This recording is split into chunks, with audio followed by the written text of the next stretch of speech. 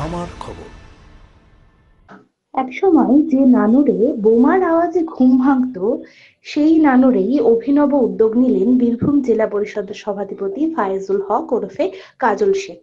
40তম বোলপুর মহকুমা বার্ষিক ক্রীড়া প্রতিযোগিতায় সকল ছাত্রছাত্রীদের হাতে তুলে দেওয়া হলো বই এবং একটি করে চারা গাছ। তার দাবি, খেলাধুলার সঙ্গে শিক্ষার দিক দিয়েও বিভিন্ন জ্ঞান অর্জন করুক কচিকাঁচারা।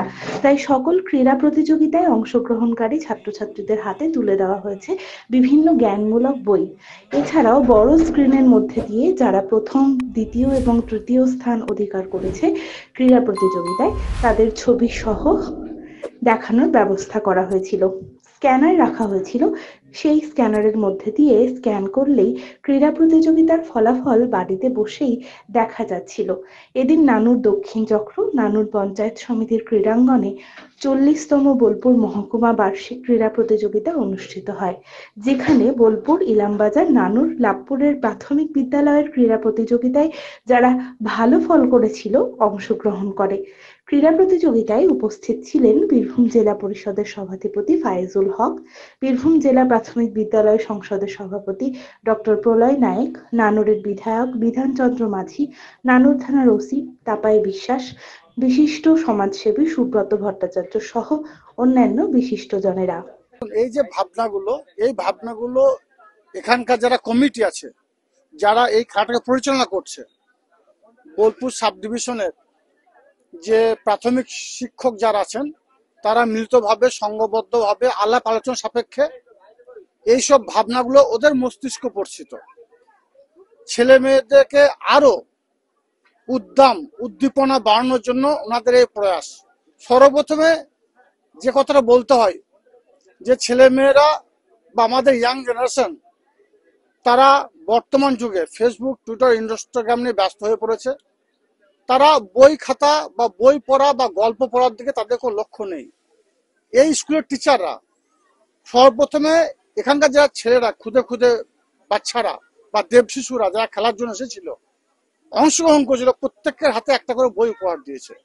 তারপরে বৃক্ষ, প্রত্যেকের হাতে একটা করে গাছ, যাতে সবুজায়ন হয় এরিয়ার, সেই জন্য গাছ উপহার দিয়েছে। তারপর তাদেরকে যে সার্টিফিকেটটা দেওয়া হচ্ছে, সেটা তো তার ছবি সহ সার্টিফিকেট। মতলব যে ছেলেটা খেলায় অংশগ্রহণ করলো, খেলায় ফার্স্ট, সেকেন্ড, থার্ড হলো, সঙ্গে সঙ্গে তার ছবি সহ সার্টিফিকেট বেরিয়ে আসছে, তাদের দেওয়া হয়েছে। তারপর তাকে যে গিফটটা দেওয়া হলো উৎসাহিত করার জন্য, কাঁসের থালা। আমি বিগত দিনে অনেক খেলা দেখেছি, এই ধরনের পুরস্কার আমি এর আগে কখনো দেখিনি। মাঠটাকে যেভাবে সাজিয়েছে, দেখে মনে হচ্ছে কোনো ওয়ার্ল্ডের বা বিদেশের কোনো গ্যালারিতে আমরা বসে আছি।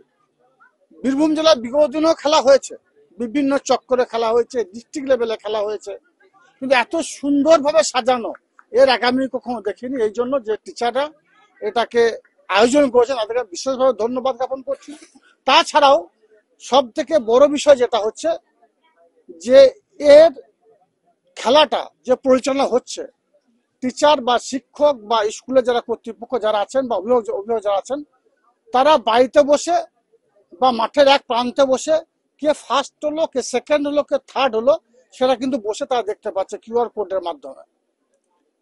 স্বভাবতই এই যে নতুনত্ব, এটা এর আগে বীরভূম জেলাতে হয়েছে বলে আমার মনে হয় না।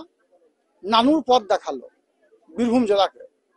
বিগত দিনে যে নানুরে মানুষের ঘুম ভাঙতো বোমার আওয়াজে, সেই নানুরের মানুষ, সেই নানুরের শিক্ষিত সম্প্রদায়, সেই নানুরের স্কুলের অভিভাবক অভিভাবকরা, সেই নানুরের গুলুকুলরা নানুরকে পথ দেখালো, বীরভূমকে পথ দেখালো। আগামী দিনে বীরভূম জেলা আরো এগিয়ে যাবে।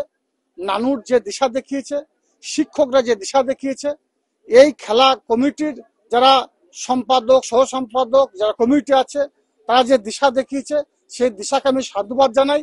বীরভূম জেলা পরিষদের পক্ষ থেকে আপনাদের মাধ্যমে ওনাদেরকে আমি এটুকু আশ্বস্ত করে যেতে চাই, আপনারা এগিয়ে চলুন। আপনার চলার পথে কোনো বাধা বিঘ্ন যদি আসে বা আর্থিকভাবে কোন দিকে অনটনের সম্মুখীন হন আপনারা বলবেন, সব দিক দিয়ে আপনাদেরকে সহযোগিতা করার জন্য আমি আশ্বস্ত করে দিতে চাইছি।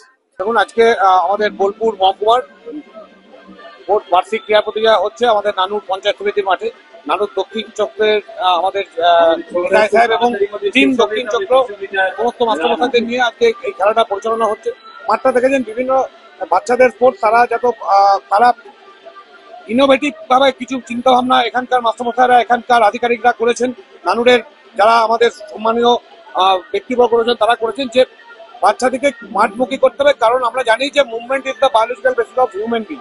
তো মাতৃজঠরে আমরা যখন থাকি, একটা শিশু যখন মাতৃজঠরে থাকে তখনও সে কিন্তু দেখবেন লাস্ট পারে সে ভূমিষ্ঠ হওয়ার আগে পর্যন্ত মুভমেন্ট করছে।